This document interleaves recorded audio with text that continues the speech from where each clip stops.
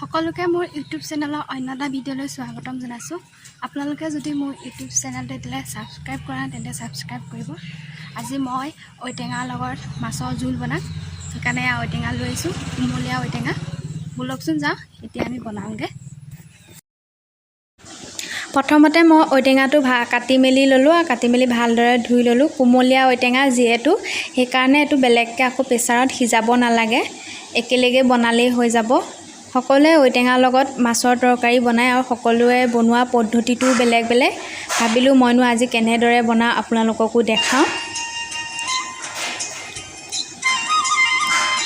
এফালে মই মাছত নিমখ হালধি সানি ল'লোঁ আৰু এইফালে এটা কেৰাহীত তেল গৰম হ'ব দিছোঁ আৰু তাতে মই মাছখিনি ফ্ৰাই কৰিছোঁ। মাছখিনি মই সম্পূৰ্ণ ভজা নাই, ইয়াৰ আধা ভজা কৰিছোঁ, কাৰণ তৰকাৰীত মাছ দিলে আধা ভজা কৰি পিছত মাছখিনি তৰকাৰীতে সিজালে ইয়াত টেষ্টটো বেছি উঠে তৰকাৰীকণৰ আৰু খায়ো ভাল লাগে, সেইকাৰণে মই আধা ভজা কৰিছোঁ। আৰু এই গৰমত টেঙাৰ লগত মাছৰ তৰকাৰীখনৰ সোৱাদেই বেলেগ নহয়নে। মাছখিনি ভাজি হৈ গ'ল।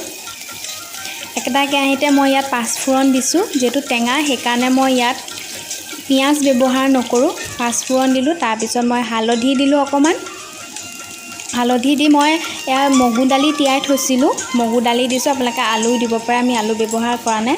মগু দালি দিছোঁ তৰকাৰীকণ যাতে অকণমান ডাঠ হয়। মগু দালিখিনি মই 5 মিনিটমান ভাজি লৈছোঁ। ভজাৰ পিছত যিখিনি ঔটেঙা কাটি থৈছিলোঁ সেই ঔটেঙাখিনি দি অকণমান লৰাই বগাই ইয়াত মই পানী দি দিছোঁ এমগমান।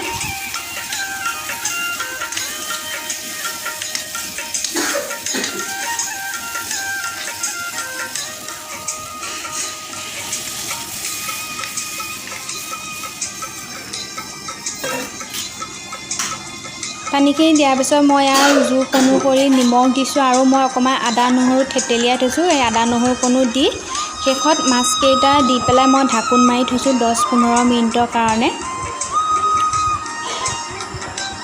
আপোনালোকে বাৰু মোৰ ভিডিঅ'টো চাই কেনে পায় ক'বচোন। আৰু এইটো ষ্টাইলত যদি আপোনালোকে বনাই খাই চোৱা নাই তেন্তে এবাৰ হ'লেও বনাই খাব, খুবেই ভাল লাগে। পিছে মই জলকীয়া দিব পাহৰিলোঁ, আকৌ মাজতে জলকীয়া অকণো দিলোঁ। এয়া দেখিছেনে, একেবাৰে পূৰা সিজি গৈছে ঔটেঙা। আৰু আমাৰ আজি তৰকাৰীখনো হৈ গ'ল আৰু এফালে মই ভাতখিনি উলিয়াই লৈছোঁ।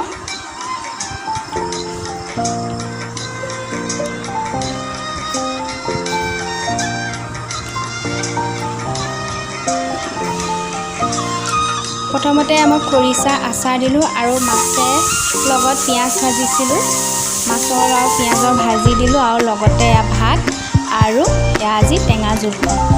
দেখি কেনেকুৱা লাগিছে, খাওঁ খাওঁ লাগি গৈছে নহয়নে। আজিলৈ আহিছোঁ ইমানেই, বাই।